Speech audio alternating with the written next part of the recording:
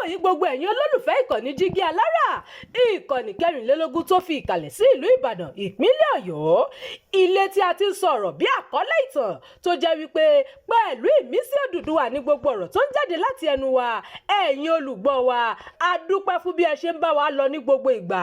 Ojú tẹ̀ fi ń wò wá kò ní fọ́, bẹ́ẹ̀ sì ni etí tẹ̀ fi ń gbọ́ wa kò ní di tẹ̀ náwó sí láéláé. Abdulkareem Nimas ni oníròyìn yìí. Àwọn agbófinró náwó gan Adéyẹmí, ọ̀gá àgbà ayédèrú àjọ PFIPC, lẹ́yìn tó kọ̀ láti yọjú sí ilé ẹjọ́. Àwọn agbófinró ti fọwọ́ òfin mú Adéyẹmí Adéníyì, ẹni tó ń jẹ́jọ́ lórí ẹ̀sùn pé ó ṣe ìdásílẹ̀ ayédèrú iléeṣẹ́ ìjọba Presidential Foreign Intervention Promotion Council PFIPC.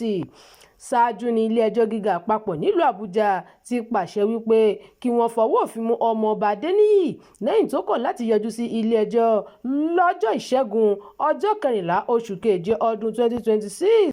Adájọ́ Muhammad Umar pàṣẹ náà lẹ́yìn tí agbẹjọ́rò iléeṣẹ́ ọlọ́pàá tó gbé Adéyẹmí lọ sí ilé-ẹjọ́ Wisdom Madaki dá àbá náà fún ilé-ẹjọ́ ẹ̀sùn oníkókó méje tó dá lórí ìwé yíyí, jìbìtì àti pípa ara rẹ̀ ní nǹkan tí kò jẹ́ ni wọ́n fi kàn án, bó tilẹ̀ jẹ́ wípé ọ̀gbẹ́ni Genesis Francis tó jẹ́ agbẹjọ́rò Adéyẹmí kéde wípé yóò yọjú sí ilé-ẹjọ́ kò padà yọjú síbẹ̀.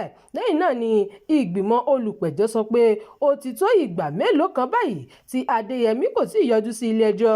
Nígbàkúgbà tí ìgbẹ́jọ́ náà bá ti fẹ́ wáyé, agbẹjọ́rò àwọn ọlọ́pàá sọ fún ilé-ẹjọ́ wípé ó ti di ìgbà 5 tí Adéyẹmí ti kọ̀ láti yọjú sílé fún ìgbẹ́jọ́ lórí àwọn ẹ̀sùn tí wọ́n fi kàn án. Báyìí ni agbẹjọ́rò ọlọ́pàá rọ ilé-ẹjọ́ pé kó pàṣẹ wípé kí wọ́n fọwọ́ òfin gbé, èyí tó sọ pé ó wà ní ìbámu pẹ̀lú abala 394 ìwé òfin Nàìjíríà.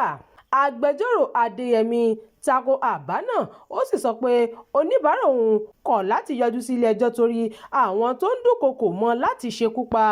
Ọ̀gbẹ́ni Francis rán ilé-ẹjọ́ létí wípé Adéyẹmí yọjú sí ilé-ẹjọ́ lọ́jọ́ 16 oṣù karùn-ún tí ìgbẹ́jọ́ náà wáyé.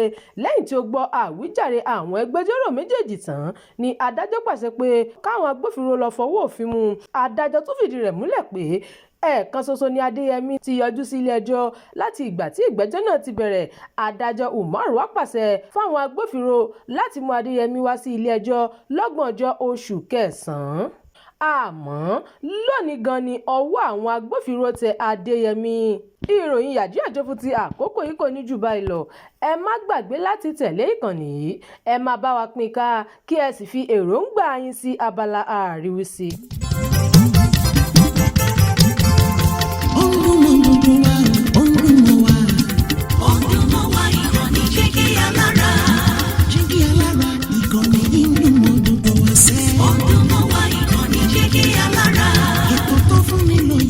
Ètò tó wà ní lọ́yẹ̀ wà ń bẹ̀. Ọdún mọ́ wá ìkànnì Jígí Alára. Ìròyìn lóríṣiríṣi tàbí mọ́ bó ṣe ń lọ láwùjọ. Ọdún mọ́ wá ìkànnì Jígí Alára. Ìkànnì Jígí, Jígí, Jígí Alára. Jígí, Jígí, Jígí Alára. Jígí, Jígí, Jígí Alára.